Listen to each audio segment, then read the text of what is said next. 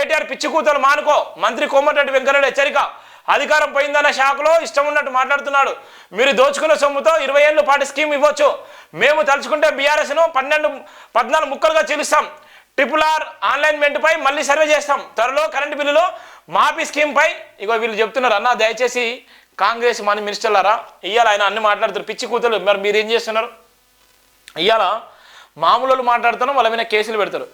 కేటీఆర్ మాట్లాడినటువంటి వాక్యాల మీద రేవంత్ రెడ్డి ప్రభుత్వం ఎందుకు చర్యలు తీసుకోలేకపోతుంది? ఎందుకు వాళ్ళ మీద కేసు నమోదు చేయలేకపోతుంది? ఇవాళ మీరు చెప్తున్నారు వెంకటరెడ్డి అన్న ఎందుకు ఆయనను అరెస్ట్ చేయలేకపోతున్నారు? ఇవాళ ఆయన 20 సంవత్సరాలు సంపాదించుకున్న సంపాదన దోచుకున్నారని చెప్తున్నారు కదా, మీరు కేసులు పెట్టచ్చు కదా. ఈడీ కేసులు, ఇవాళ సిబిఐ కేసులు, ఇవాళ ఉన్నటువంటి క్రిమినల్ కేసులు పెట్టి విచారణ చేసి ఆ సొమ్మునంతా ప్రజలకు ఇప్పించచ్చు కదా. ఇవాళ ప్రభుత్వం మారింది, ప్రజలు వాళ్ళు తప్పు చేసిల్లనే మీకు అధికారం ఇచ్చారు. మీరు కూడా అదే మాటలు మాట్లాడితే రెండు అనేటువంటి ధోరణి వెళ్ళిపోతుంది. ఇవాళ ప్రజలకు నమ్మకం లేకుండా పోతుంది. ఇవాళ మీరు ఏదైతే కేటీఆర్ మాట్లాడుతున్నాడో కేటీఆర్ మాటలకు కేటీఆర్ చేసేటువంటి కౌంటర్లకు మీరు కౌంటర్లు ఇచ్చారు కాదు, వాళ్ళ మీద కేసులు పెట్టి ఆ డబ్బులను రికవర్ చేయండి. రికవర్ చేసేయండి. పేదోడు తప్పు చేస్తే 100 కేసులు పెడతారు. పేదోడు మాట్లాడితే 100 కేసులు పెడతారు. పేదోడు మాట్లాడితే ఈ దేశంలో ఎక్కలేని కేసులన్నీ పెట్టేస్తారు. ఇవాళ ఆయన అన్ని మాటలు మాట్లాడుతుంటే మరి మీరు ఎందుకు మౌనంగా ఉన్నారు?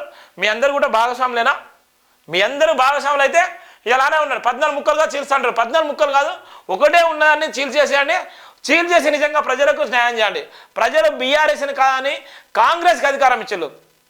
అధికారం ఇచ్చిన తర్వాత 6 గ్యారెంటీలతో పాటు ఎవరైతే అవినీతి చేసిలో అవినీతి చేసినటువంటి ప్రభుత్వాన్ని వెంటనే మీరు అరెస్ట్ చేస్తారా, లేకపోతే ప్రభుత్వానికి సపోర్ట్ చేస్తారన్నటువంటి ప్రధాన వార్త కూడా ఇవాళ వెలుగులో ఉన్నటువంటి వార్తను బట్టి కూడా చెప్తున్నాం.